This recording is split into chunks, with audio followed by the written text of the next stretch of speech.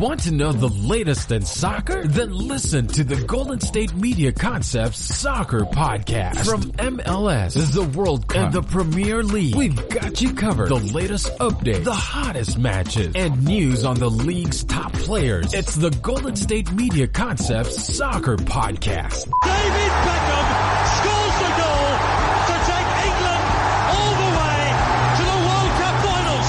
Listen now.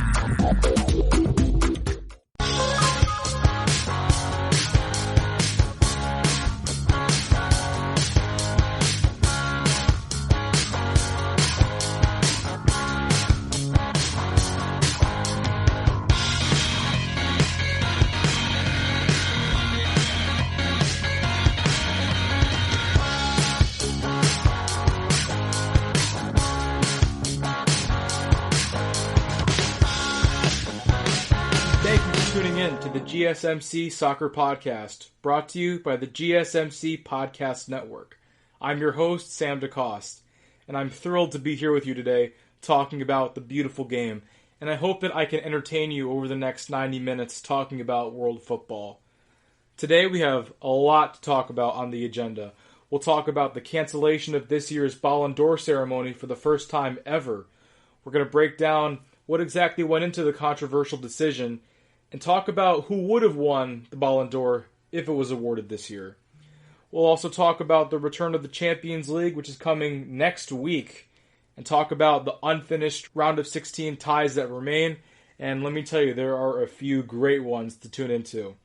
And stick around to the end of the show when I talk about my trip to Madrid to watch El Clasico live right before the country locked down from COVID-19. But first, we're going to start in England. Let's talk about the Premier League. After 352 long and strange days, the season ended on Sunday with plenty on the line, including a winner-take-all showdown for a Champions League spot in Leicester and a thrilling relegation battle between three clubs fighting for survival. So we're going to start with the big game, the big-ticket game of Match Day 38, which was Manchester United versus Leicester City in Leicester. Both teams were desperately looking to get into the Champions League for next season, and for each team, if they got the result, they would make it in the Champions League. For Leicester City, it was going to be difficult. They had to get a win. A tie or a defeat would not do the trick. For Manchester United, anything but a defeat would seal their fate and get them the ticket to the Champions League. And the match ended 2-0 in favor of Manchester United, which seals their spot in next season's Champions League.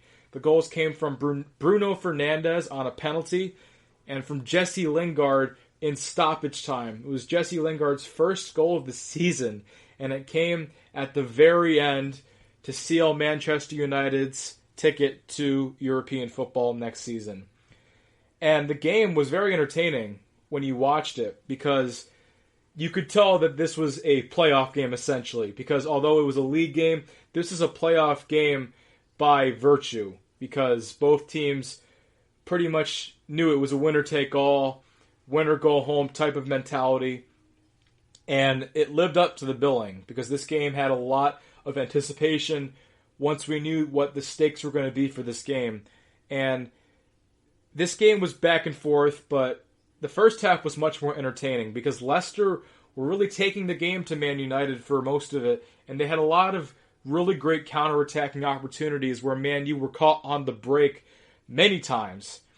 I remember two shots in particular, one from Tielemans and Iheanacho, where they had Man U reeling and sleeping on the counter-attack, and if they made good contact and they had good power on their if they had just enough power on their shots, they probably would have put one past De Gea, and Leicester probably would have taken the lead first, but they didn't.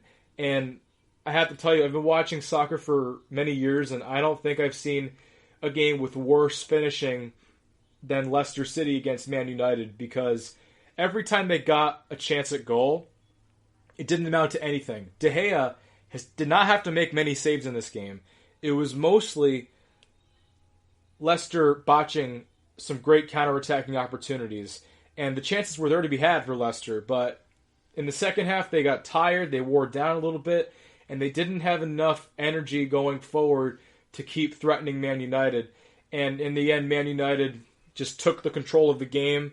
And then by the time that the penalty was awarded and Bruno scored, you just knew that Leicester didn't really have much of a shot because they had to score 2 goals to get into the Champions League for next season. And Man United in the second half just took total control of the game. And in the end, Leicester just had no way of digging themselves out of the hole. Now, let's talk about what seasons that these two teams have had, because at one point it looked like these fates were going to be swapped for much of the season, to be honest. For Man United, let's start with them. They finished the season 3rd. On paper, finishing 3rd for Man United is a great accomplishment and should be treated as such, because Man United had a very inconsistent season, back and forth, and in the end, finishing as best of the rest behind Liverpool and Manchester City is a good look for the club. Now, while it's a good look for the club, to be honest, the 3rd place ranking for Man United is very flattering. It's very flattering for this team, considering they have had a very back and forth season. They have been very inconsistent. And from game to game, you just don't know what you're going to get from them. Part of that is the manager. I'm not a big fan of Ole Gunnar Solskjaer. I don't think he is the man that Man United need to take into the future, the man that will lead them back to their days of English and European glory. Because from game to game, when Man United's plan A doesn't work, Ole has no plan B. And Man United gets stuck in this purgatory, in this stalemate, and they don't know how to respond. They don't know how to break teams down. When they play a team like Brighton or West Ham or Southampton, when they park the bus or where they put 10 guys behind the ball and try to be disciplined and try to squeeze out a point and try to slow down a high-octane offense like Man United had this season, they don't know how to do it. It's because Ole is not a renowned tactician. He's not a tactician at all. He's an interim manager who was appointed after Jose Mourinho was sacked in 2019, and then a few good results later, they gave him an impulsive contract extension, and now Man United have their hands tied behind their back because they would be financially impaired if they sacked Ole. Now, I'm not saying Man United need to fire Ole tomorrow. That's not what I'm saying. I'm just saying that he's not the man for the future, and as it shows from this season, because Man United finishing 3rd this year, finishing 3rd is great. They finished 3rd on 66 points. Liverpool finished with 99 points. Man United finished 33 points behind Liverpool at the top. They were closer to the relegation zone than challenging Liverpool this season. Man United just aren't at the level that Liverpool are. They're very far from contending for a title next year, because although this team is very talented on paper and their front three scored more goals than any front three in the league this season, including Liverpool's front three with Mane, Firmino, and Salah, this team, from week to week, from game to game, you have no idea what you're going to get from them. And a great team, a title contending team, has to be dependent on week in, week out. And part of it is the manager, and this team just doesn't fit the billing for that. Nonetheless, they have a very talented squad, and they'll have a very good season next year, and it should be exciting seeing them back in the Champions League with an attack with Martial, Rashford, and Mason Greenwood. Mason Greenwood has had a phenomenal season himself. This kid's come out of nowhere, and this kid is going to be one of the starlets of the English national team for the next decade or so. Mason Greenwood is pretty much what Jesse Lingard was supposed to be. He's the type of player that we thought Jesse Lingard would become. But Jesse Lingard's career has really taken a steep nosedive over the past few years since the World Cup. And who knows if he'll ever reach the level that he was at before. But Mason Greenwood has pretty much made Jesse Lingard expendable and not very valuable to the club anymore. But this team knows how to score goals. This is the most easy on the eye team that Man United have had since the Sir Alex era. In the post-Sir Alex era, this is the most fun team to watch for Manchester United. I don't think that's a doubt in anybody's mind. This team is fun to watch. They don't park the bus. They go for it. And that's what's going to make them fun to watch in the Champions League next season. And we'll talk about this in the show down the line as well. But Jadon Sancho, the stud at Dortmund, supposed to be the next great player in world football, and he's taking Dortmund by storm this year. Jadon Sancho is a great player, but he is not what Man United need right now. Because like I said, Man United know how to score goals. They have the talent to do that. Man United need help in the back line. Maybe sign another center back to pair with Harry Maguire. Maybe another midfielder to pair with Fernandes and Pogba. And dare I say it, maybe they need a goalkeeper. Because David De Gea has not been himself. I don't know who's wearing De Gea's jersey, but we have not seen the real David De Gea for the last 2 years. Ever since the World Cup in Russia, David De Gea has not played like himself at all. And considering it's been 2 years since he's played like we thought he can play, maybe he's not the same guy anymore. Maybe he'll never be the same guy that he was 5 years ago when he was the best goalkeeper in the world or one of the top 2 or 3. Maybe Man United need to move on. And I know it's easier said than done, and Man United probably won't move on from De Gea because they'll have faith that he is still a great goalkeeper. But De Gea has cost Man United a lot of points this year and last year with simple, easy mistakes. With routine saves and catches he just doesn't make. He's becoming a glorified Loris Karius. That's a big indictment on De Gea's name, calling him a glorified Loris Karius. But when you watch him play, when you watch the mistakes that he's made week after week, the comparison isn't that hard to notice. And De Gea is just not the same guy. I think Man United need to deeply consider finding a replacement for him.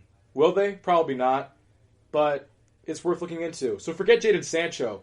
Just make this squad better from the back, because the front is not where the issues lie for Man United. Sancho would sell jerseys and it would be a flashy, sexy transfer for the club to make, but it's not what they need right now. Not to mention Jadon Sancho would pretty much break the bank if they went after him at all. It would probably cost upwards of 130 million euros, and Man United have the money. They're a very rich club, but why spend that much money on one player when you can spread it out to players in positions that you need more than that?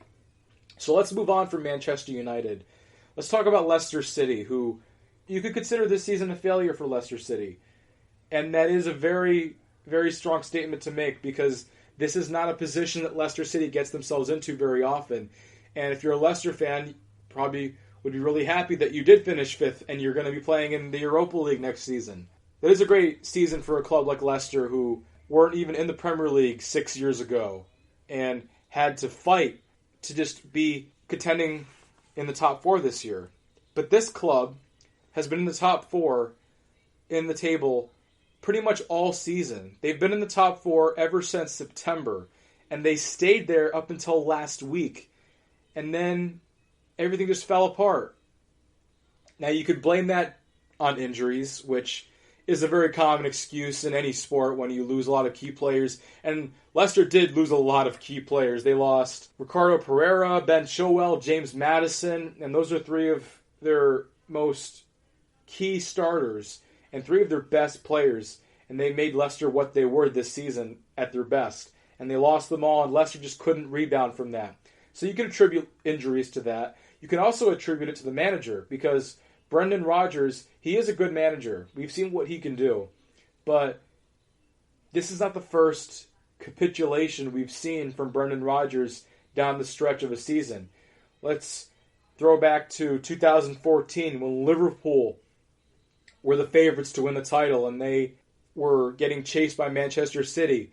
And in April and May, this team just fell apart. They lost points. They were leading Crystal Palace 3-0. And then they ended up tying 3-3 and dropping points. Who could forget the Gerrard slip?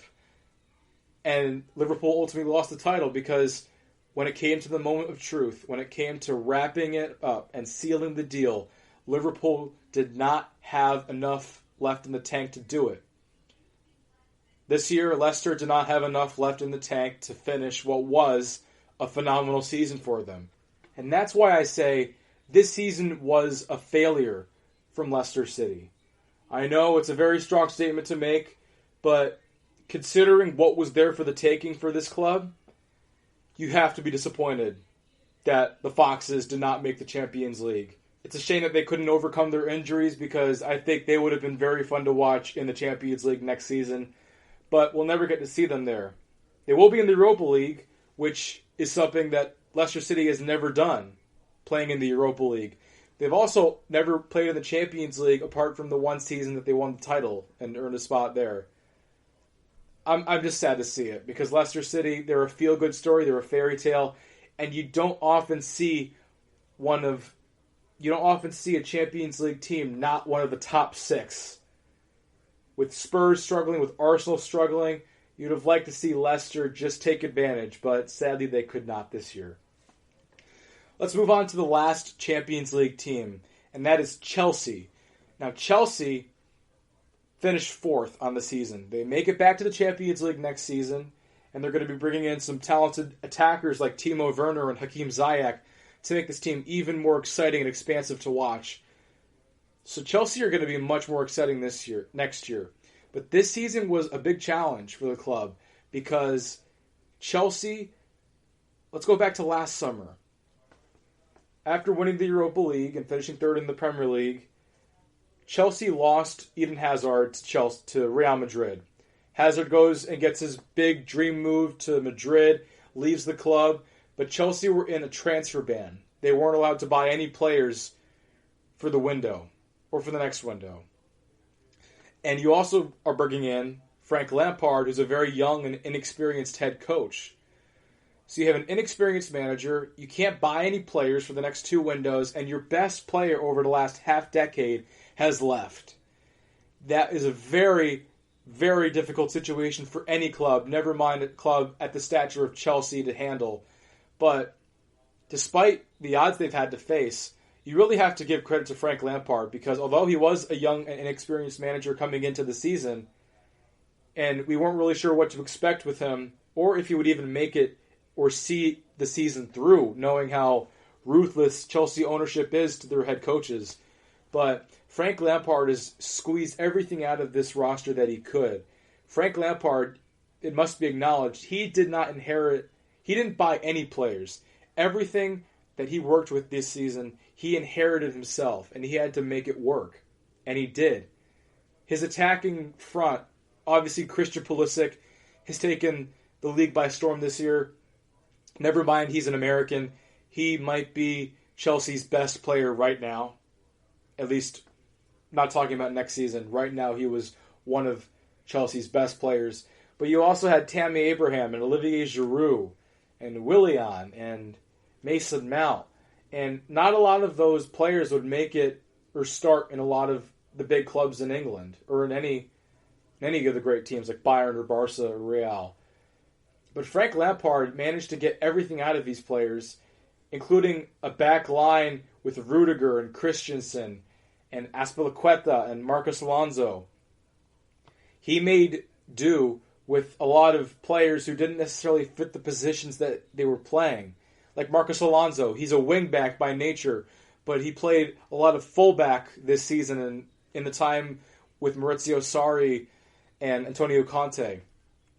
Frank Lampard was able to get everything out of a makeshift team, a team that he had no control over, a team that he could not add to or make better. He just inherited the mess that he inherited from Maurizio Sarri, and he got this team into the Champions League. And it was a very impressive season for them, considering all the odds that they had to face. And they're going to be back. Now, you could talk about if this was a season, this will go down as one of the better seasons of the decade for Chelsea, considering how much they had to face and how underestimated they were going into the season that they would do any of this. But they go win the FA Cup on Sunday. They're going to be out of the round of 16 in the Champions League, and they'll finish 4th in the league. That's a decent season for Chelsea. If you were to tell Chelsea fans you would finish 4th, you would lose to Bayern in the round of 16, I think a lot of Chelsea fans would take that. So well done for Chelsea, and well done Frank Lampard. Give credit where credit is due. Now, moving away from the top four was not the only thing on the line in the league on match day 38. There were 3 teams battling for survival in the league because there were 2 teams that were going to be relegated of Aston Villa, Watford, and Bournemouth. And only one team would remain in the league for another season, and that team was Aston Villa. It was a very dramatic finish going down to the last 20 minutes or so of the match day because Bournemouth were leading Everton, and that's what they had to do. Watford were losing, so it was really between Bournemouth and Aston Villa for most of the time. And Aston Villa score against West Ham, and that would have sealed their spot for safety. But then West Ham equalized just about 45 seconds later, and then a West Ham goal, a West Ham winner, would have knocked Aston Villa back to the championship. And it would have been one of the great Premier League stories that we've ever seen if it came to fruition. But West Ham didn't have enough to do that. And in the end, Aston Villa survived. Bournemouth went down. And Aston Villa were promoted last year, and they managed to seal their safety this season, which is very difficult to do. For Bournemouth, they have actually been a mainstay in the league for the past 5 years. They were promoted in the 2015 season, and they've been here ever since. And this is such a small club, and this club is really one of the most feel-good stories that you could hear in world football. This team rose up the ranks. They promoted themselves from League 2, the 4th English division, all the way to the top flight, and they never really had to fight for their lives to stay in the league up until this year. They were a mainstay for 5 seasons without really ever being in danger. And this season they were in danger, and they almost fought back. They really almost did. And they were only 1 point behind Aston Villa. Just one single point separated them from Aston Villa from being back in the Premier League next season. And now they go down to the Championship. Let's see if they have enough to get back next year. Because let's see if they keep Eddie Howe, who's been a revelation at manager for Bournemouth. He's been linked with a move to Arsenal many times in the past few years. You could say that Eddie Howe is a good enough coach to coach in any club in England or abroad.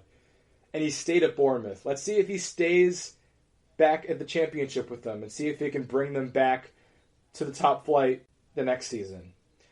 And Watford was the last team to be relegated, and you really can't be too surprised by this because Watford, they've also been in the Premier League for 5 years, and they've had their fights. They've had a lot of times where they faced danger and they stayed up every season. But despite their battle this year, this season is not much different from past seasons because Watford is a club who loves to fire their manager. This team has sacked 3 managers every year that they've been in the league. They fired 3 managers this season, and they even sacked their manager, Nigel Pearson, with 2 games left to go. What club fires their manager 2 games left in the season with their survival on the line?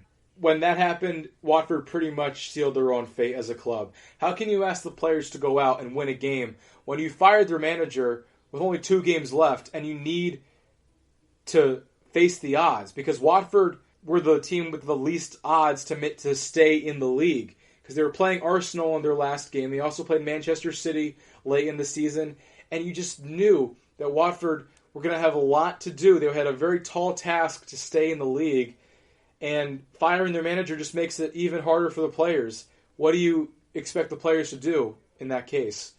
And in the end, the club didn't have enough, and the club got its due for firing their manager. Now let's see if this club can make it back to the top flight next year. But I'll tell you what, if they want to make it back to the top flight, they cannot fire their manager every season. They cannot fire their manager 3 times in a season, because this goes for any sport. When you have a manager, when you hire a manager, you need to be patient. And patience is a virtue that's being forgotten across all sports, not just football. You have to hire the manager. You have to hire the right manager. And then you have to see them through. You have to really evaluate what they can do. And this may sound very, very foreign to Watford and the club, but evaluating a manager and what they're worth can take years. It could take 2 or 3 seasons to really determine if a manager is worth anything. They need to stamp their identity and authority and identity on the club through transfers and tactics. And that's something you can't just whimsically come up with in 3 weeks like Watford expect managers to do. The best clubs in the world keep their manager for a longer period of time. They don't just throw away managers like that so easily. And Watford, they got what they deserved. Honestly, when you fired their manager, you just knew that they sealed their fate once Nigel Pearson was sacked with 2 games to go. That is the end of our Premier League segment. Coming up after the break, the Ballon d'Or ceremony has been canceled for the first time ever this year. Don't go anywhere. Are you looking to get your college football fix? Looking to get the latest news on your favorite school's team? The GSMC College Football Podcast is your ticket to all things college football. Join us as we talk college football from the national championship, the college rivalries, the bowl game, to the Heisman Trophy. To which conference is the best? We've got you covered for the Big Ten, SEC, Big 12, the Pac-12, ACC, and everything in between. Download the GSMC College Football Podcast on iTunes, Stitcher, SoundCloud, Google Play, or anywhere you find podcasts. Just type GSMC in the search bar.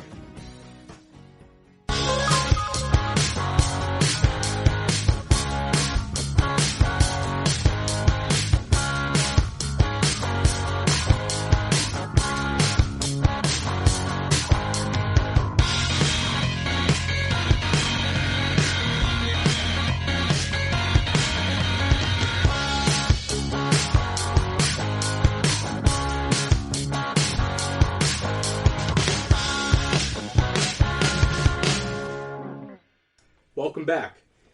We just finished our recap of the final match day in the Premier League and talked about what awaits Manchester United and Chelsea next season. Now we're going to pivot over to the Ballon d'Or, because the Ballon d'Or is known as arguably the pinnacle of individual achievement in the sport. It's awarded to the best individual men's and women's player every season, and it also recognizes the best starting 11s and just recognizes the best of the best in the sport, coaches, players, and the like. But it's been canceled. For the first time in the awards history, the Ballon d'Or will not be awarded in 2020. When I saw the news, I was shocked, I was surprised, I was confused. I thought, why are they canceling the award? Because, yes, the pandemic has swarmed the world, and it put football at a pause for months. But despite the very unordinary circumstances and not having fans and the different playing conditions and just the different atmosphere that every game has had, I thought that you could still award it because just because the season has been different, that doesn't mean there isn't a deserving player who was the best player this year that deserves some individual silverware. That was my first impression when I saw the news. And I was confused and I was really disappointed. But when you look at the decision, what went into it, it makes a lot more sense when you read into it. So let me give you a brief history of what the Ballon d'Or is. The Ballon d'Or is an award that's handed out by a magazine called French Football. And they hand out the award every year.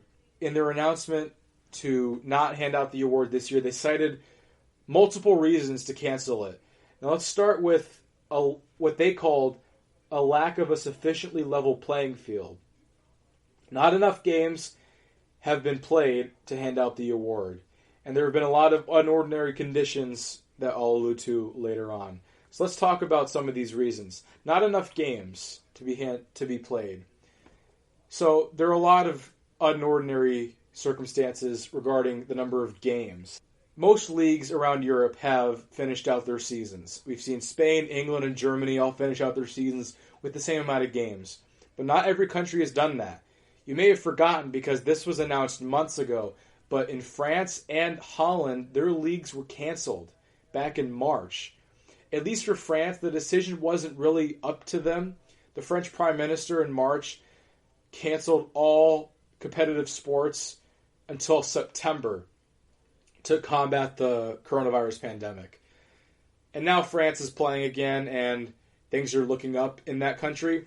But Ligue 1 did not resume, and it will not resume. The next time we see Ligue 1 will be next season. Ligue 1 season ended back in March, when the pandemic was really becoming a problem. And you have players like Neymar and Mbappe. Now, you could argue, were they really favorites to win the Ballon d'Or? But two of the top players in the world, who were going to be in the top 10, 15 for the Ballon d'Or rankings, they would not have nearly as many matches under their belt as Lewandowski or Messi or Ronaldo, for reasons completely out of their control. So it's unfair to them that they wouldn't have enough games to make a case for themselves to see who is the best player in the world. And that makes sense. And there have also been a lot of unordinary circumstances in terms of the logistics of the game. For example, no fans. Now, you can watch the game on TV, and if you've been watching games on NBC or beIN Sports or Fox, you've noticed that when you watch the game, you can't see any fans, but you can hear the fans. You can hear simulated crowd noises. And the crowd noises have very well synced with the moments happening in the game. You'll hear cheers during a goal or when the home team wins a corner, and you'll hear jeers when they think when the referee hands out a yellow card, or there's a vicious tackle along those lines. But the crowd simulation has made the fan experience from home as authentic as can be. But the players don't hear any of that. The players hear silence. It's just the teams and coaches, so they can hear the coaches' feedback loud and clear. They can trash talk and actually hear what other players are saying. The atmosphere of the game is totally different than it's ever been. And that does play a part. I'm not a player, so I can't tell you, but the players, it impacts them. Not having fans in the stands to lift them up or to bring them down or to increase the intensity of a match or enlighten the atmosphere, there's none of that.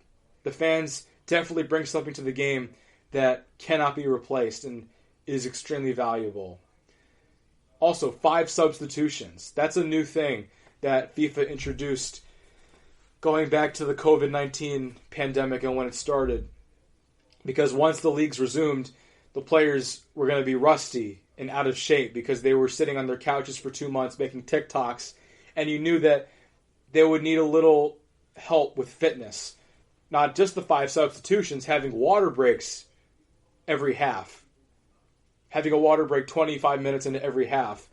So you're really catering to players to get them back into shape. Now you usually see water breaks in maybe an MLS in July and August when it's really, really hot outside and you really need to hydrate the players. Or you see it in preseason games for competitive European clubs. But you don't see water breaks in competitive European football. It just doesn't happen. And they've done that this year. And they've also added the 5 substitutions. So you're putting more players on the field that you wouldn't normally do in a regular season. And you also have the Champions League and the Europa League in one-legged formats. We always see the Champions League being played in 2 legs. And for this year, they're not going to do that. This year, they're going to play the Champions League as a single elimination bracket.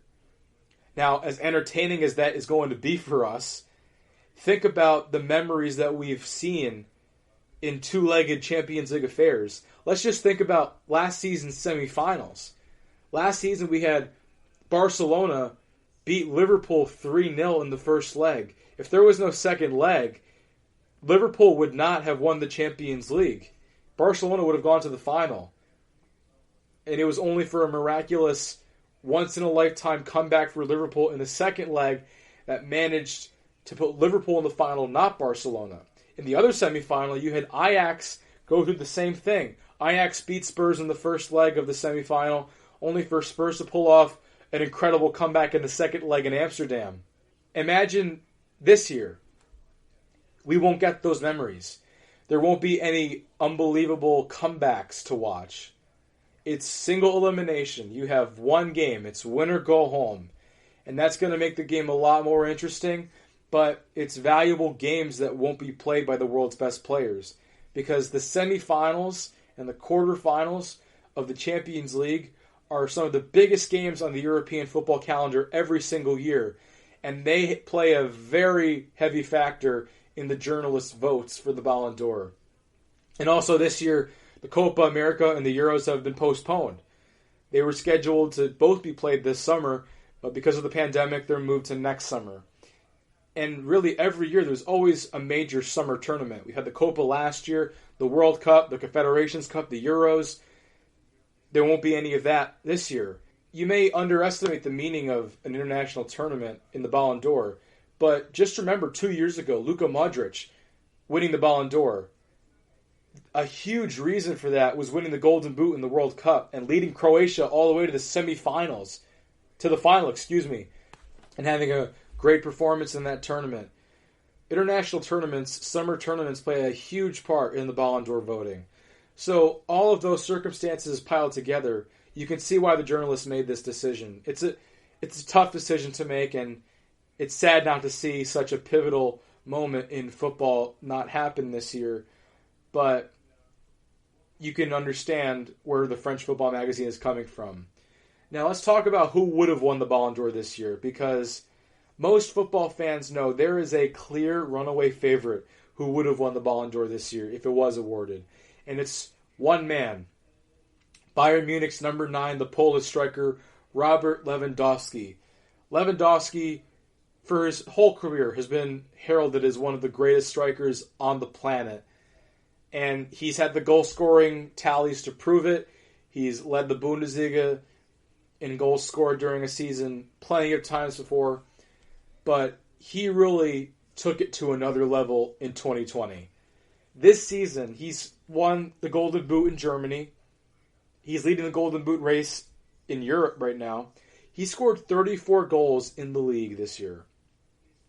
34 goals in 34 games. He averaged a goal per game in Germany. Now say what you want about the quality of the Bundesliga and its competitiveness, but for any player, averaging a goal per game over a full season, that is not as easy as it sounds. It is not as easy. Even for a player as talented as Lewandowski, who's never scored this many goals in a Bundesliga season before. But on top of that, he has 11 Champions League goals and 6 German Cup goals. For the Champions League, 11 goals already. We're only in the round of 16 right now.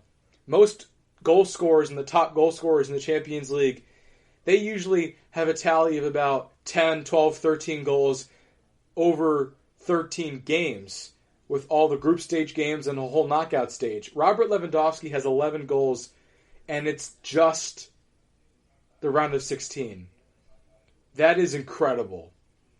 It's absolutely incredible. And Lewandowski has never had quite a performance like that before. And he's 32 years old. He's not in the prime of his career necessarily. He's not 26, 27. He's 32. He's closer to retirement than he was when he started playing for Bayern. It's hard for Lewandowski, and you have to feel for him, because this is an award that's been dominated by two men for the past decade. But Lewandowski, individually, as great of a striker that he's always been, when you take away his Bundesliga titles and his German Cup titles, or any individual silverware like the Golden Boots that he's won, when you take away all of that, what does Lewandowski really have in terms of silverware to distinguish himself as one of the great strikers on the planet? He doesn't have much. He will always be remembered as one of the greatest strikers in the world, but a Ballon d'Or would have made the conversation for who was the greatest number 9 ever a lot more compelling, and it would be a much more compelling case for Lewandowski if he had that big individual silverware. Because Lewandowski, he's had a great season. He was the favorite. He was the runaway favorite to win it. He probably would have won it. He scored 51 goals in all competitions this season. And the season's not over yet. Bayern will go to the quarterfinals of the Champions League. They could advance even further, potentially. Lewandowski has a couple more games to add to his tally, which is incredible that he might not even be done yet. I don't think he's done yet. I don't think 51 goals will be his final tally. And Lewandowski has been the runaway favorite. 51 goals in 43 games across the season. So in all competitions, he's averaging more than a goal per game. It's much more than Messi and Ronaldo have. Lewandowski's pretty much scored double the amount of goals as Messi this season. Imagine if I told you that at the beginning of last season, back in August, that Lewandowski would score double the goals Messi has this year. That's what's happened. That's what's happened for Messi and Ronaldo. Messi has had a great season by his standards, but compared to what we're used to, this is a below-average season for Messi. It's a below-average season. Now, in terms of the assists, it's at an all-time high, and it's never been this good for Messi. In La Liga, Messi finished with 25 goals and 21 assists. He's the first player ever in La Liga history to finish the season with 20-plus goals and assists. He's only the second ever to do it in European football. Thierry Henry did that with Arsenal back in 2004. That's an accomplishment that we have not seen very often. Only once before we've ever seen that. But as good as a season that is, you have to understand the Ballon d'Or is the world's most prestigious individual award. And while Messi has won 6 of these, it's not because the Ballon d'Or doesn't want to award the same award to the same player every single season. Think about the NBA. Year in, year out, LeBron James is arguably the most dominant, best player in the league every single season. But he doesn't win the MVP every season. Not by any means. He only has a couple MVPs to his name. The NBA doesn't want to make it a boring, uninteresting story to give the same award to the same player year in, year out. That's why they make it interesting. Giving it to Giannis, giving it to Stephen Curry, giving it to Russell Westbrook, giving it to James Harden. They want to give the award and spread it out and share it. It's the same thing in the Ballon d'Or. We may think that they want to give it to Messi and Ronaldo, but it's because Messi and Ronaldo give the journalists no choice but to vote for them. Because that's how high of a level that they've played at over the courses of their careers. But for Messi to win 7, he would have had to play out of his mind. He would have had to score 30 or 40 goals, plus those many assists. Barcelona would have had to win La Liga, which they didn't. They probably would have had to win the treble, honestly, for Messi to win his 7th Ballon d'Or. Because the Ballon d'Or committee doesn't want Messi to run away like that. They want to make it interesting. They don't want to make it a stale story by giving the award to the same player year in, year out. And it wouldn't be Ronaldo, because Ronaldo, while he scored 30-plus goals this season, he's not had the same game as Messi has this year. Because Messi is a two-dimensional player, and he's proven it with his assists. 20-plus goals and assists for Messi this season, that's incredible. But Ronaldo's only scored about 30-plus goals in Serie A, and Juventus as well. Juventus' team success plays a heavy part into Ronaldo's chances. Whether or not you think team success really should matter to the journalists, it does. It's always played a part, and it will always play a part. And for Ronaldo to win the Ballon d'Or for the 6th time himself, he definitely would need more to his name for Juventus. They would have to probably win the treble. They didn't win the Italian Cup. They did win Serie A, but they really crawled to the finish line this year. They had a lot of chances to win the Serie A weeks ago. You could think about when they were leading 2-0 against Milan, and then 10 minutes later they were losing, and then they lost the game. You could think about the drop points that they've had. Think about how they were outplayed by Atalanta, and how they kept dropping points with the title at their fingertips. They just couldn't seal the deal. And they finally did, but it was very unconvincing by the end of the season. Not to mention, Juventus are not necessarily a Champions League favorite this year. Their defense is not as good as it used to be. Ronaldo and Dybala have been playing very well, but this team is not the Juventus that we know and love. It's a different Juventus. It's transitioning into Sarri ball, a team that can play offensive, expansive football. And if Juventus don't win the Champions League, or if they don't make it to the final at the least, Ronaldo has no chance of winning this award because the goals won't be enough, because of how poorly Juventus have been playing since its Serie A restarted after the coronavirus pandemic. This award was Lewandowski's. Don't be mistaken. Messi and Ronaldo have had phenomenal individual seasons. They have played as well as they ever have. But this year, 2019-2020 was the season of Robert Lewandowski. And sadly, he will not have the opportunity to have a Ballon d'Or to show for it.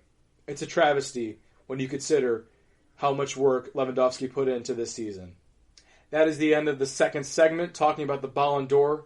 When we come back, we're going to talk about the Champions League and preview some of the games that are coming up. And there are some good ones to watch out for. Don't go anywhere. Tired of searching the vast jungle of podcasts? Now listen close and hear this out. There's a podcast network that covers just about everything that you've been searching. Hey! The Golden State Media Concepts Podcast Network is here. Nothing less than a podcast bliss with endless hours of podcast coverage. From news, sports, music, fashion, cooking, entertainment, fantasy, football, and so much more. So stop lurking around and go straight out to the Golden State Media Concepts Podcast Network. Guaranteed to fill that podcast itch. Whatever it may be. Visit us at www.gsmcpodcast.com. Follow us on Facebook and Twitter, and download us on iTunes, SoundCloud, and Google Play.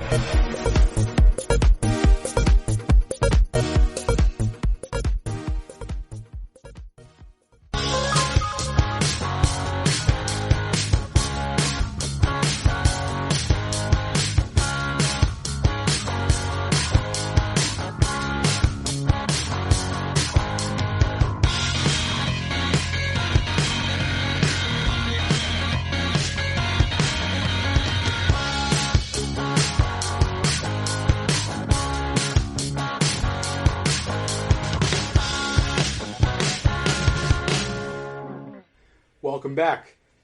We just finished our segment wrapping up the Ballon d'Or ceremony being canceled for the first time in the awards history. And now we're going to pivot to the Champions League. The pinnacle of world football, you could say, is the European Champions League, and it is making its long-awaited return next week. We're finally going to see some of the unfinished round of 16 ties come to a close. And so we're going to preview the games as well as an upcoming quarterfinal that looks very interesting right now. So let's start with Real Madrid and Manchester City, because when the draw was made, this was unquestionably the game to watch. This was the standout tie of the lot, because you have Real Madrid, the 13-time winners, the team that's won 5 of the last 7 of these tournaments, 4 of the last 6, and Manchester City, one of the best teams in the world, one of the most fun teams to watch in the world, led by Pep Guardiola, and the team that just won 2 Premier League titles in the past 3 years. You knew it was going to produce some electrifying football and maybe one of the great ties you've ever seen in this tournament. So let's start with Manchester City, because this team, while they are a great team, they've had a below-average season by their standards, because they never really challenged Liverpool for the title this year. It was a runaway for Liverpool in the league. They ended up finishing 18 points behind Liverpool, which shows how wide the gap was between the two teams this year. But in the first leg against Real Madrid, now think about this. The first leg in this tie was February 26th. That seems like years ago now, because that was a different world that we were living in for a number of reasons. But that game, Manchester City were dominant. They created chance after chance. They were putting the pressure on Madrid the whole game. This was in the Bernabeu as well. They were on the road. They took the game to Madrid. They ended up coming from behind to win 2-1. And it looked very impressive as well.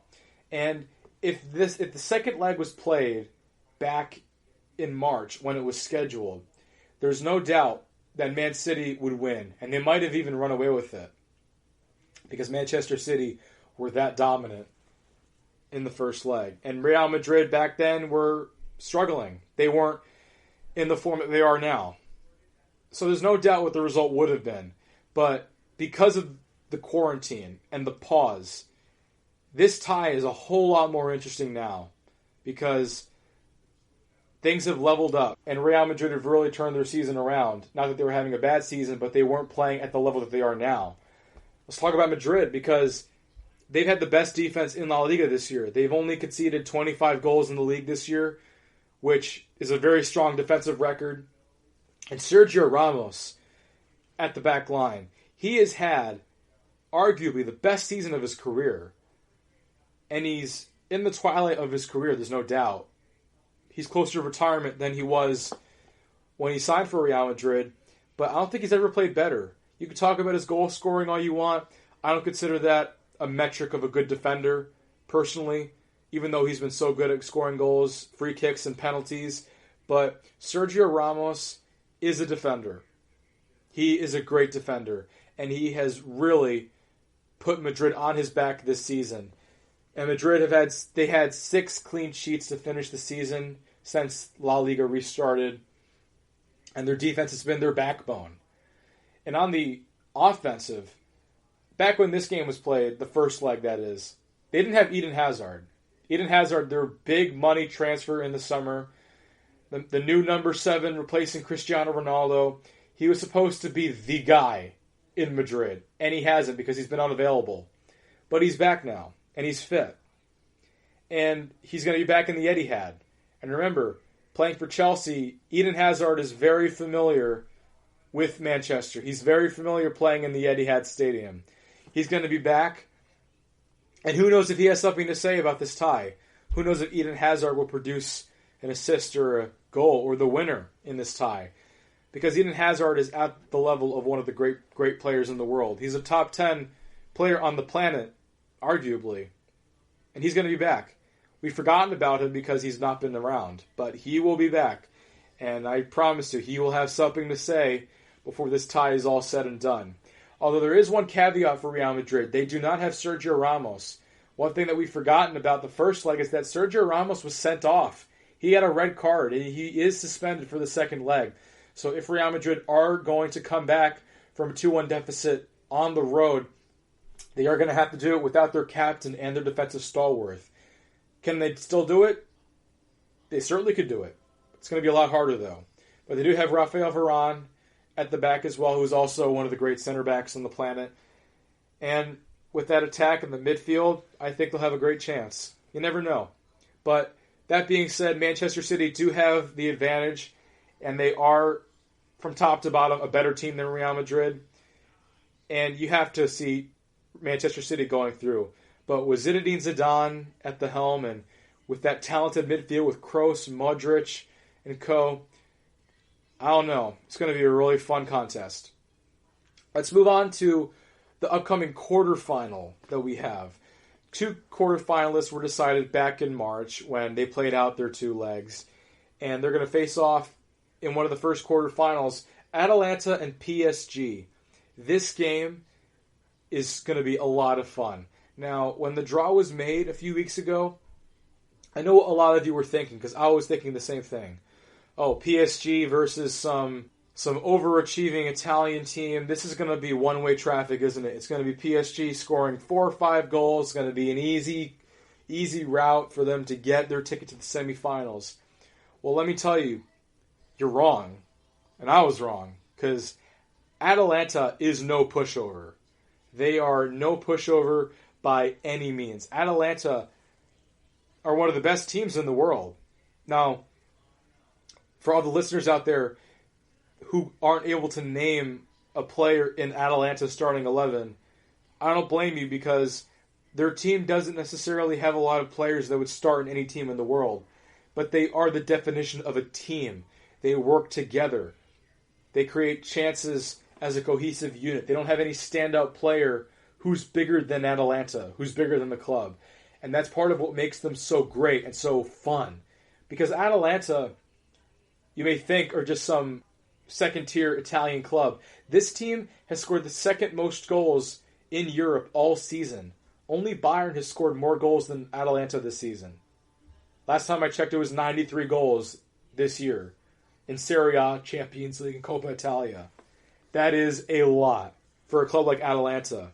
And they don't have any standout players, but they have the likes of Duvan Zapata and Alejandro Gomez, who have really led the charge for them and have had fantastic seasons. And they might have a leg over PSG in this game, because let's start with PSG's available players, because PSG are going to be missing some key players. Let's start with Mbappe, because Kylian Mbappe in the French Cup final went down with a really bad ankle injury. And at this moment of recording, he's a doubt to play in this game. It looks like he's going to be a long shot, and it looks like he may not suit up. He may not be fit. And Mbappe not in the team is a huge, huge loss. Not just Mbappe will be missing. They're also not going to have Di Maria, who's suspended from yellow card accumulation. Di Maria will not play in this game either. So you're down Mbappe and Di Maria. You're also down Cavani. Cavani, PSG's longtime striker. Cavani's on his way out of PSG with Icardi replacing him. But Cavani has not been picked up by PSG to stay with the team through the Champions League knockout stage. PSG will not take him to Portugal, to the Portugal bubble. So you're only going to have Neymar and Icardi of that fearsome attack. When you look at a starting 11 of Neymar, Icardi, Mbappe, and Di Maria, that's threatening. But now you have just Neymar and Icardi. That's not nearly as threatening. It puts Atalanta at a huge advantage. And not just that. This game, like we talked about in the last segment, this game will be one leg. This is not going to be a two-legged affair. Now, if this game was played in a two-legged affair, I think PSG would win. I think there's no doubt about that. But in football, all you need is one moment of magic to make the unpredictable happen. That's what makes great upsets. Just a one-off game, a one-off chance to make history. And for Atalanta, they only need one game. If they score more goals than PSG in one leg, they move on. That's it. It's win or go home. The single elimination in this tournament is going to make the Champions League a whole lot more fun to watch this year. When this game comes on, Atalanta are going to go for it. They're not going to just park the bus and sit in and let PSG have 70% of the possession. Atalanta are going to go and have a go. They're going to take the game to PSG, and they're going to try and score a lot of goals because this team knows how to play expansive attacking football. You could say even better than PSG. You could definitely say Atalanta has better chemistry than PSG. And all I need to do to support that is just point to the penalty troubles they've had. Every time they have a penalty, who's going to take it? It's going to be Neymar, Mbappe, Cavani, Icardi. When you have so much personality and so much talent on a team, it can cause some rifts in the locker room and make it a little difficult for everyone to get along. But Atalanta, nobody is bigger than the club, and it shows in how they play. And it is going to be a very fun game to watch indeed. So, let's talk about Barcelona. They have a tie against Napoli in the round of 16 that is unfinished. The first leg ended 1-1 back in February, and the second leg was not able to be played because the coronavirus pandemic canceled the second leg, or postponed it rather. And at this moment of recording, Barcelona may not be the host of the game. Napoli players and coaches have advocated to move the game, as well as UEFA, because of the surge in cases in Spain. So it's possible this game will be moved to a neutral venue. We'll see. Maybe by the time you listen to this, you'll know what the venue will be. But let's talk about the second leg, because neutral venue or not, Barcelona have it all to do. They have a 1-1 draw. They scored the away goal. But Barcelona are not a team in form at all right now. Barcelona have had a very poor season, and it could be a trophyless season when it's all said and done. They didn't win La Liga. They finished second. They finished 5 points behind Real Madrid. They conceded 13 more goals than Real Madrid have this season. And you can't be surprised when you look at their roster, because Barcelona's defense on paper is bad. They do not have a very talented defense. They have Gerard Piqué. He's a big name. He's a World Cup winner. But Gerard Piqué has regressed every season. He doesn't have the legs that he used to. He doesn't have the talent that he used to. He's not the same guy. Barcelona's defense has been horrible this year. And if not for Ter Stegen playing out of his mind and making a whole lot of world-class saves, Barcelona would be much lower on the table than they really are. So you have a struggling defense. The midfield, you have Busquets, who always plays, but Busquets has been playing for years in that 5 position, and Busquets doesn't have the legs that he used to either, like Piqué. Playing every game, season after season, he's not the same player, he's not as talented. He's a little slower, and on the counter, he's a liability. And then you talk about players like Arthur's gone AWOL. He's going to Juventus next season, and he's so upset he's back in Brazil now. And he's not coming back because Brazil won't let people travel. And then you have the front attack with Messi. Now, when Messi is great, Barcelona are great. But when Messi has an average day at the office, you have to count on Antoine Griezmann and Ousmane Dembele, who's never available, and Braithwaite, their strange transfer after the January transfer window to help with the injuries. And let's talk about Griezmann for a second, because Griezmann cost the club £120 million to sign for Barcelona. And Griezmann has not been very good. Griezmann is not the same player. He's a shadow of himself that he was at Atletico Madrid.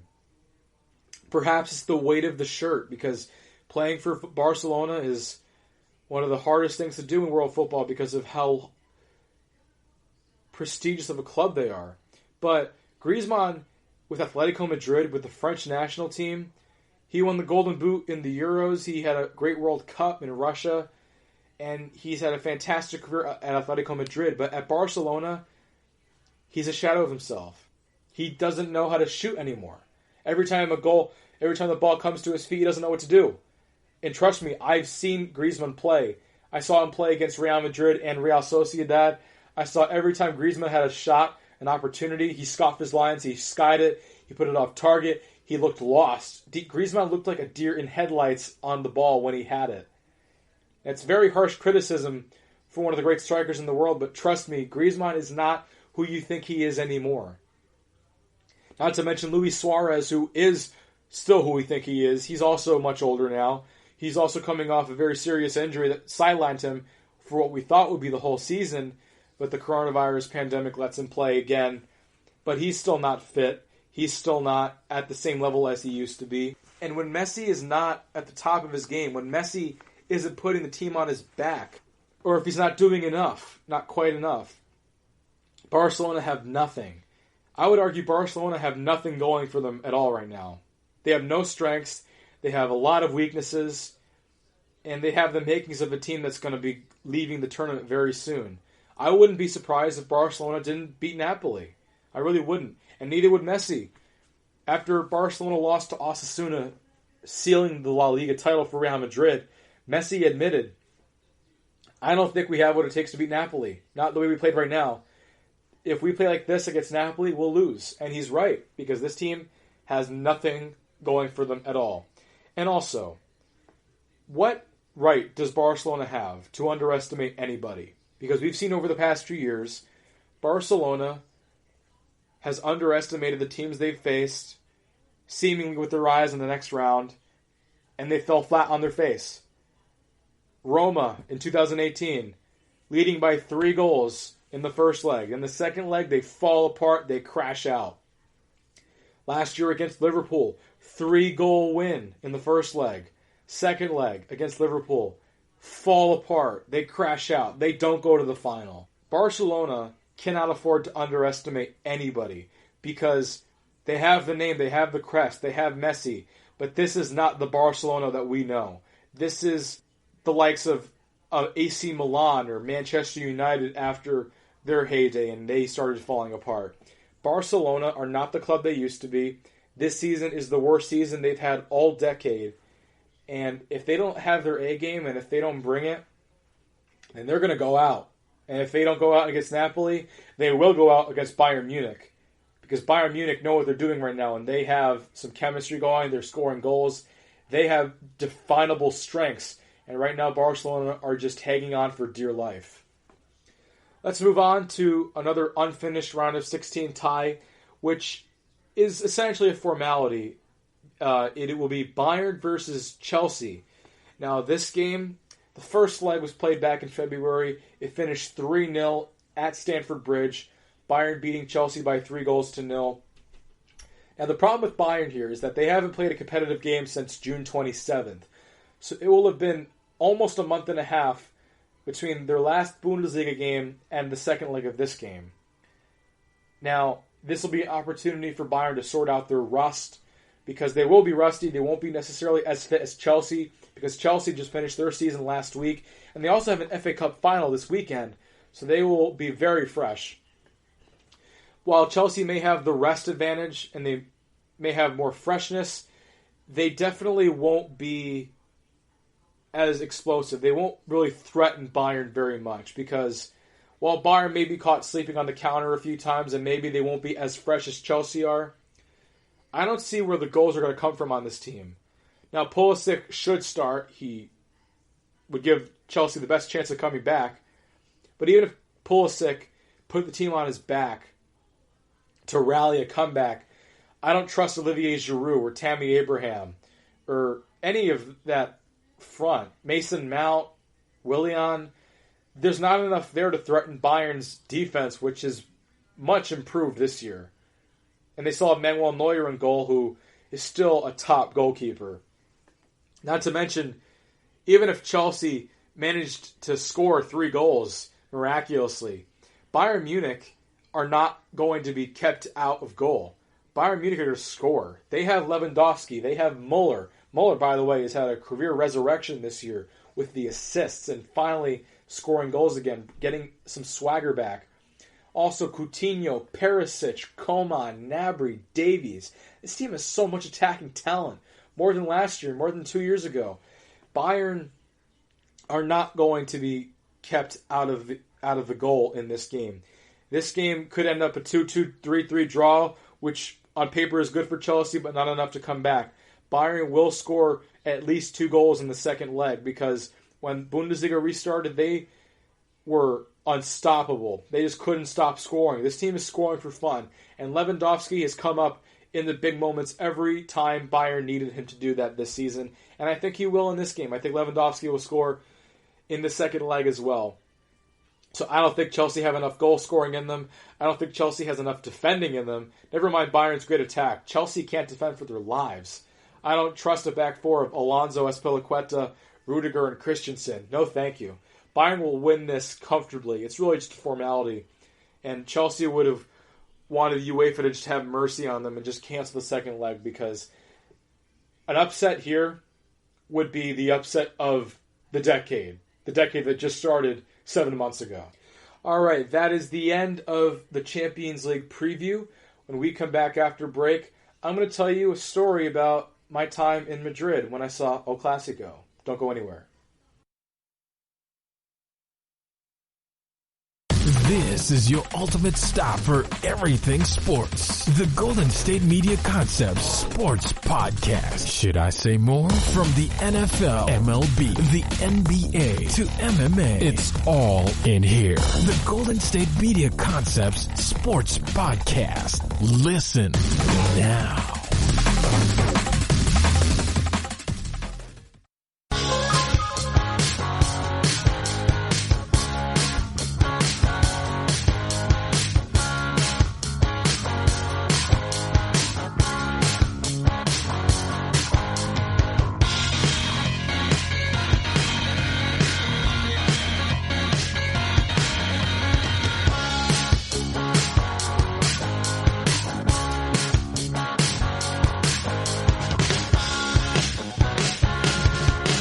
Welcome back.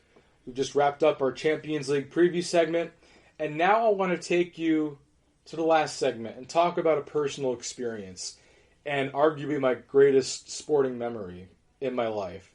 So the date is March 1st, 2020, which is not long before the world really started to take a turn and take the COVID-19 pandemic seriously. I just came off a 10-hour overnight train from Lisbon. I was in Lisbon for the weekend and actually got a tour of Estádio da Luz in Lisbon, which is actually the stadium of Benfica, the winningest club in Portuguese history. And also, interestingly enough, this year's Champions League final venue. Now, while there won't be any fans there and it had to be relocated from Istanbul because of the pandemic as a neutral venue, I didn't know, but I also visited the Champions League final venue. So I took a 10-hour train ride from Lisbon and went all the way to Madrid. And when you're in Europe, you really don't realize how far these cities are. Lisbon to Madrid is like going from New York to Boston. It's a long way away. And while it was a 10-hour ride, it was longer than it had to be because for some reason the train wasn't moving for 5 hours of it. I remember I was trying to sleep on the train, and I woke up at about 2 or 3 in the morning, and the train just wasn't moving. Not sure why even now, but we got there when the ticket said I would get into Madrid. We left Lisbon at about 9:30 at night, and we got into Madrid at about 8 a.m. So it was a 10, 11-hour train ride, and I tried to sleep on it, although we didn't have a bed, so I just had to sleep in my seat, which is very uncomfortable. It's as uncomfortable as it sounds, so I didn't get a great night's sleep. But we went to the hotel, and I just slept in the hotel for about 6 hours from 9 a.m. to 3 p.m. in Madrid. And then I woke up ready to go to see El Clasico. We left to go to the Bernabeu at about 6 o'clock local time. Now, the game kicked off at 9 local time. The games are very late in Europe, especially in Spain. Most of the games played in Spain are kicking off at about 9 or 10 p.m. and they end at 11 o'clock or midnight. The games go late in Europe. So we left to get to the stadium at about 6 because we wanted to be a part of the pregame festivities and see what it was about. I remember going to the gift shop but seeing a sea of hundreds of fans trying to go into the gift shop and go into the Madrid team store. And then there were all these policemen on horses trying to keep people in line so when the team buses came, they had an avenue to get to the stadium. Because in Europe, fans do get really crazy. This is football, and in Europe, football is more than just a sport. It is a religion over there. People take it seriously. And especially because Real Madrid and Barcelona, it goes without saying, this is a rivalry beyond sport. This is a rivalry that goes beyond football. It's a rivalry of politics and so much history that goes beyond the confines of this podcast. But waited around for hours. I went to the team shop, looked around, and then just kind of hung out. Now, I didn't even get to eat that day. I had some breakfast at the hotel. Didn't have lunch because I was just too excited to go to the game. And I also anticipated eating at a restaurant outside the stadium. But that didn't happen because I just wanted to be around the stadium and just be a part of the experience. But I ended up waiting for about 2 hours to even get to my seat. The game kicked off at 9 o'clock, but they wouldn't let fans into the stadium until 8:15. So I was waiting outside for a very long time. It wasn't cold. It was about 50, 60 degrees. It was a very nice night in Madrid. Although the weather did say there was like a 20% chance of rain. I didn't really expect it to rain because of the odds were so low. And the forecast said there was such a small chance. So I didn't bring an umbrella or a poncho or anything like that. Because I didn't really pack any. I just didn't expect that I would need to protect myself from the rain. But when I got into the stadium, it was pouring. I don't know where it came from. The sky was cloudy for most of the evening. Although by the time I got into the stadium, it was already dark out. And then I got into the arena. And boy, when I tell you, if you've ever been to a sporting event, the most breathtaking moment that you can imagine is when you get into a stadium and then you're walking from the food court and the gift shop in that section under shelter, and then you get your first glimpse of the stands. When you get the glimpse of what everyone sees on TV, when you see the stadium with your own eyes, that is the most incredible experience you could have as a sporting fan. When you walk into a stadium for the first time and lay your eyes on the field, it's a feeling like no other in the world. And when I saw the seats in the Bernabeu, I'm telling you, I had goosebumps like I've never had before. This is a venue that I've seen on TV for years. It's a place that I've played in FIFA time and time again. And now I'm here. I'm at the Santiago Bernabeu. I never thought that this day would come. I never thought that I would live the day to see this. And sure enough, I did. And it was a breathtaking view and a breathtaking moment. And I should mention, I had a great seat. I managed to buy a ticket right behind the away goal. I don't know how I got so lucky. When I was looking for tickets to the game, I was looking for a ticket, not to break the bank, but to have a good enough view that it was worth the trip going from Boston all the way to Spain to go to the game. And I was looking at tickets, and I found that I can get a seat in the first row behind the away goal for about 470 euros. And I thought, this can't be real. This is too much of a bargain. Because that kind of seat, that kind of money usually goes for a midfield seat. I would imagine a seat behind the goal to cost upwards of, I don't know, $1,000 even. I would have expected that ticket to be about $700-800. And that's about the price that most people paid around me to get that ticket. But I found the ticket for about 470 euros. And so when I saw it, I bought it right away. I didn't tell my mom I was going to buy it at first, so I had to text her right away. I know what you're thinking. This is a lot of money to charge for a ticket, but look at the view I have. And then she was like, oh my gosh, worth it. So it didn't take much for me to explain why I bought the ticket, because it didn't feel like a reckless purchase to me. It just felt like an absolute bargain to watch the biggest game in football at such an amazing view. Not to mention I could be on TV. I thought I could be on TV. I wasn't, but the thought was still there, and the possibility was still available. Now, I have to tell you, I'm not a Madrid fan. I don't support Real Madrid. I like to think about myself as a neutral fan. I just watch and appreciate the game without really taking any heartbreak for any club's success or failure. But when the game was starting, and I heard the Madrid anthem and the opera music piping through the stadium, again, just pure goosebumps. I just looked around and saw the Madrid fans and the banners and the flags. I remember there was a flag in the Madrid fan section behind their home goal saying "Luchamos juntos," which means we fight together. And I just thought, oh my gosh, I made it. I don't know how I'm here. This is something I've seen on TV for years, and I am at El Clasico. I don't know how this is happening. This is real. Somebody pinch me. But it was very, very real. Although I have to admit, there wasn't a lot to see from the away goal, because as great of a view as it is, there's a lot that you are obstructed from as opposed to sitting on your couch and watching on TV.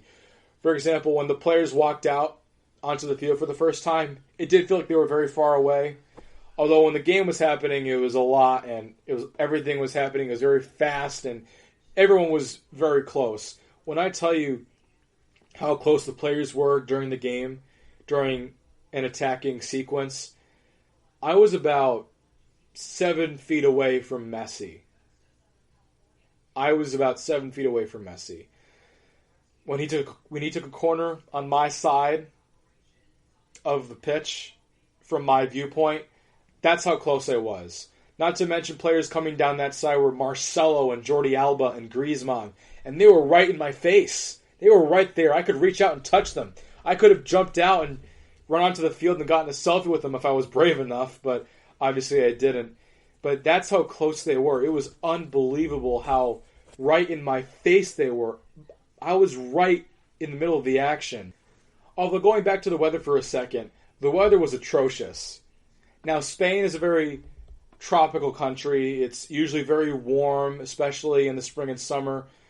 And it's also not very precipitory. It doesn't usually rain in Spain, but it was pouring that night.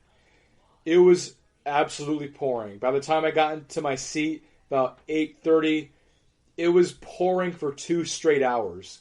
And need I remind you, I didn't have a poncho, I didn't have a hood, I had a coat without a hood, and it was cold rain, it was pouring, it was relentless.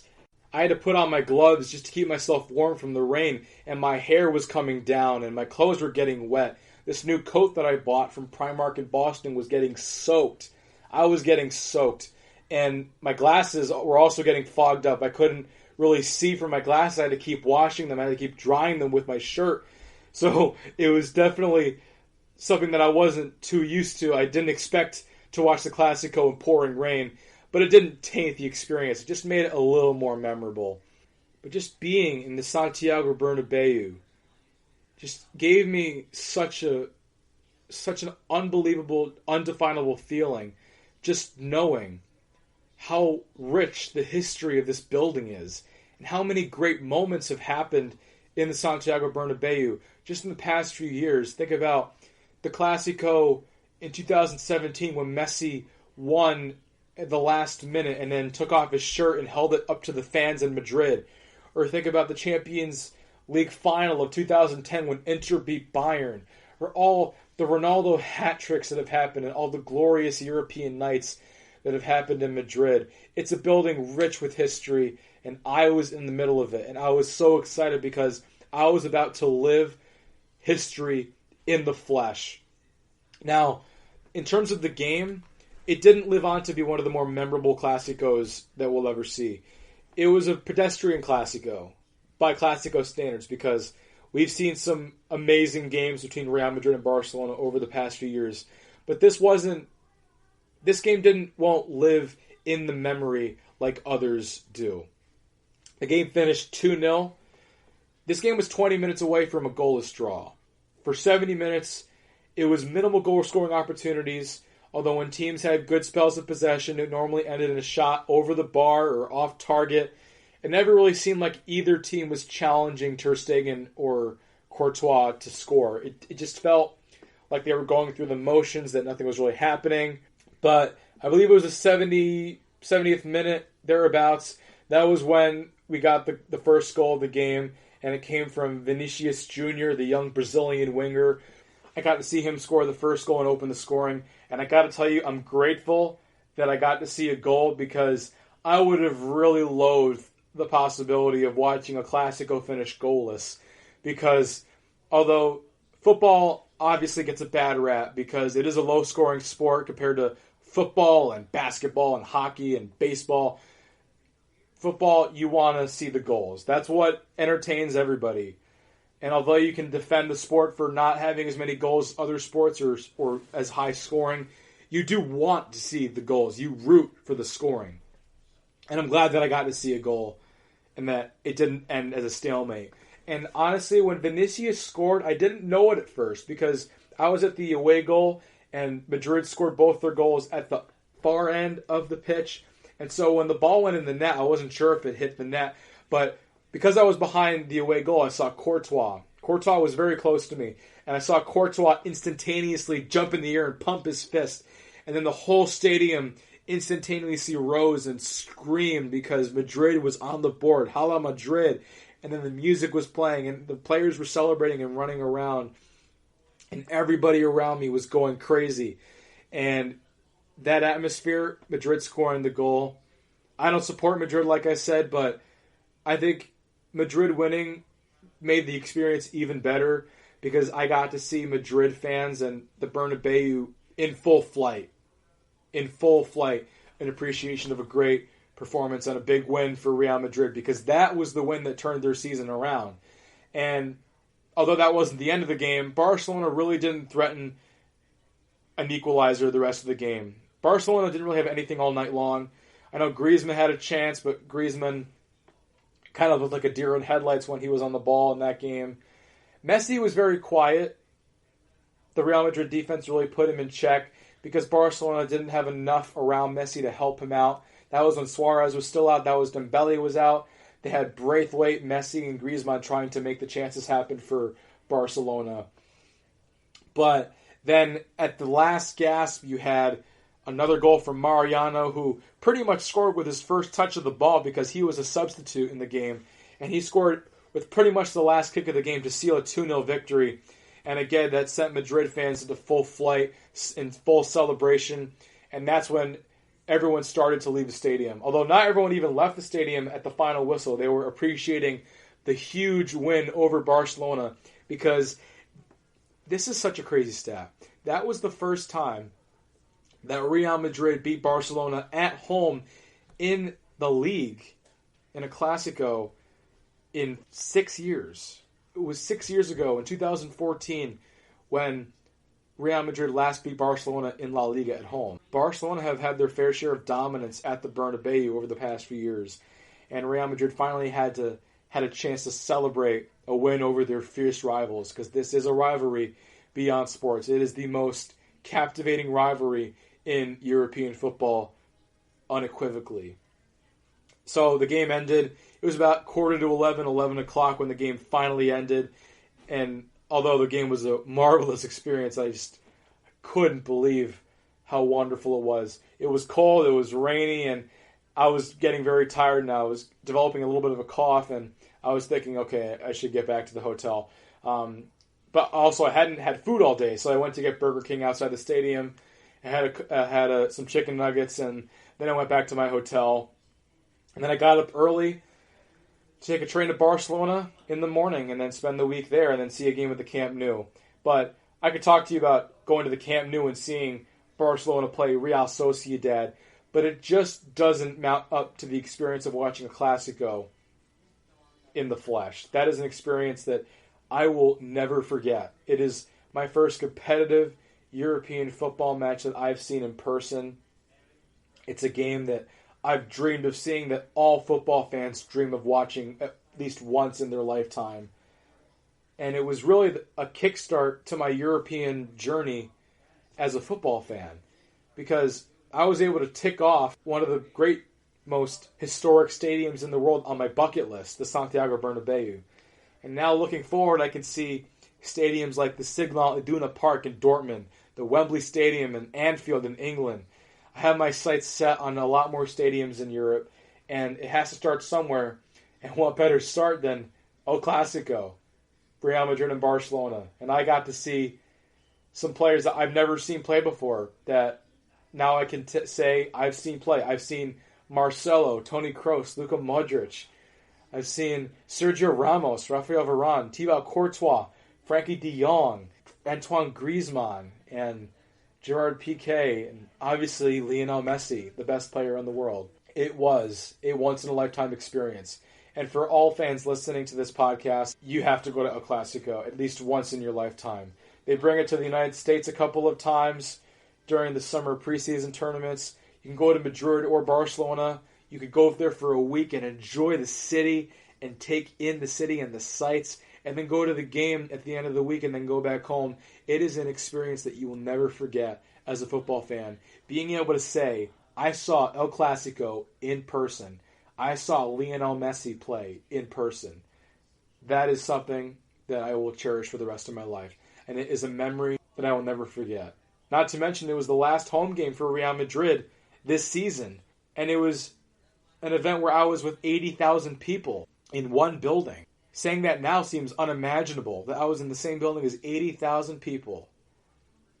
And that may be the last time that happens for Madrid for a very, very long time. But hopefully that will happen again very soon for Spain and for us in the United States. But you only live once, and you need to take in every single moment of every single day and take advantage of what life has to offer. And for me, I was offered a chance to see El Clásico, and I took it. And I had the experience of a lifetime. That is the story of how I saw El Clásico in person.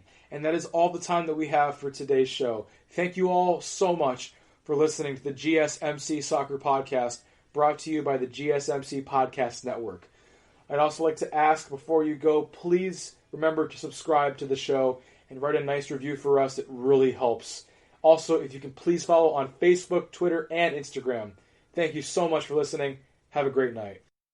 You've been listening to the Golden State Media Concepts Soccer Podcast, part of the Golden State Media Concepts Podcast Network. You can find this show and others like it at www.gsmcpodcast.com. Download our podcast on iTunes, Stitcher, SoundCloud, and Google Play. Just type in GSMC to find all the shows from the Golden State Media Concepts Podcast Network, from movies to music, from sports to entertainment, and even weird news. You can also follow us on Twitter and on Facebook.